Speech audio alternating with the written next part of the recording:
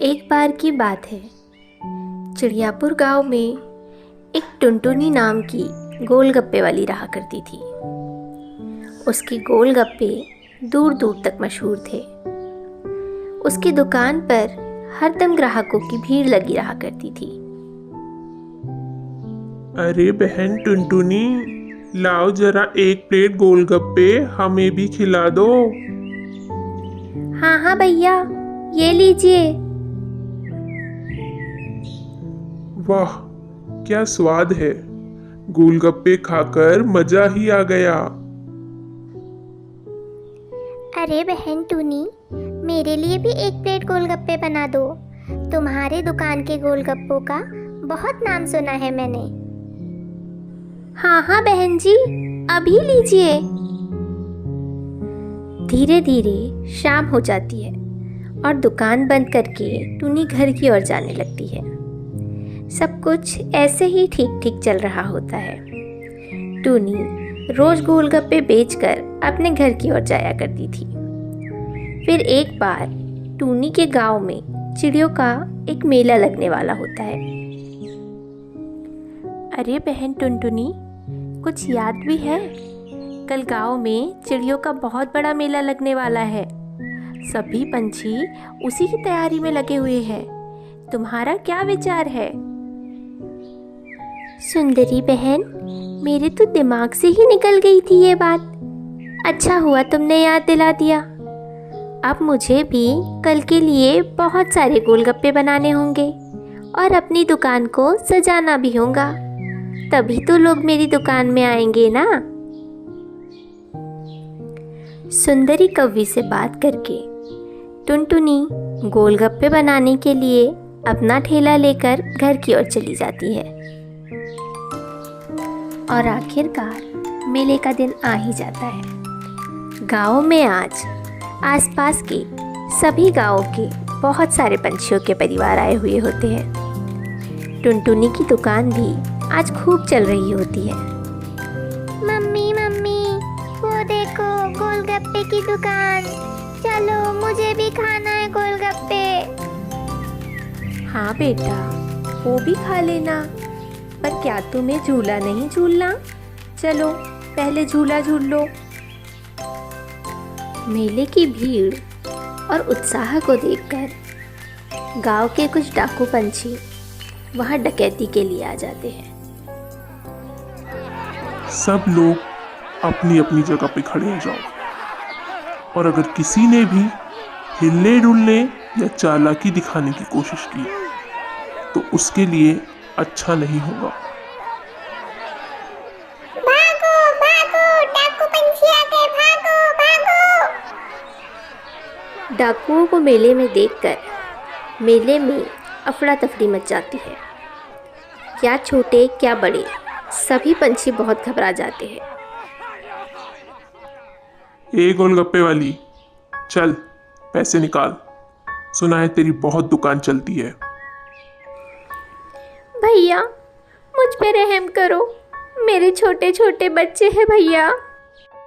डाकू पैसा छीनने के लिए टुनटुनी को धक्का दे देते हैं, जिससे टुनटुनी का सिर एक पत्थर से जा टकराता है और टुनटुनी की मौके पर ही मौत हो जाती है। डाकू पैसा लेकर जंगल की ओर उड़ जाते हैं। इधर एक और टुनटुनी की मौत तो हो जाती है, पर बच्चों की चिंता में टुनटुनी की आत्मा भटकने लगती है और ऐसे ही कुछ दिन बीत जाते हैं। अरे बंटी, तूने किसी गोलगप्पे वाली के बारे में सुना है क्या? हाँ भाई, सुना है। बहुत सुंदर है। चल, आज वहीं के गोलगप्पे खाते हैं। इतनी सुंदर गोलगप्पे वाली पहली बार देख रहा हूँ। इस गांव में नई लगती हो। हाँ, नहीं ही हूँ। आप गोलगप्पे खाइए, ऐसा स्वाद पहले कभी नहीं चखा होगा। अच्छा, तो फिर लगा दो एक प्लेट। आज तुम्हारे हाथ के भी खा के देख ही लेते हैं। पर आप अब तो 2 लोग हैं, फिर एक ही प्लेट खाएंगे।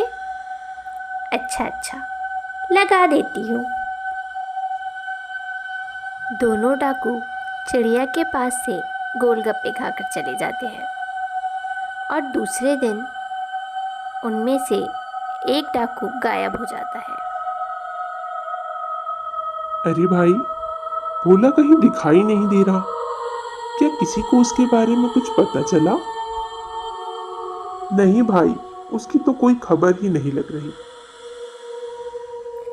गोलगप्पे खा लो, गोलगप्पे, खट्टे मीठे गोलगप्पे। गोलगप्पे वाली की सुंदरता से मुग्ध होकर ये डाकू भी उसके पास गोलगप्पे खाने के लिए पहुंच जाते हैं। अरे गोलगप्पे वाली, एक प्लेट हमें भी चखाना अपने गोलगप्पे। तुम्हारा बड़ा नाम सुना है। हाँ भाई, सही कहा।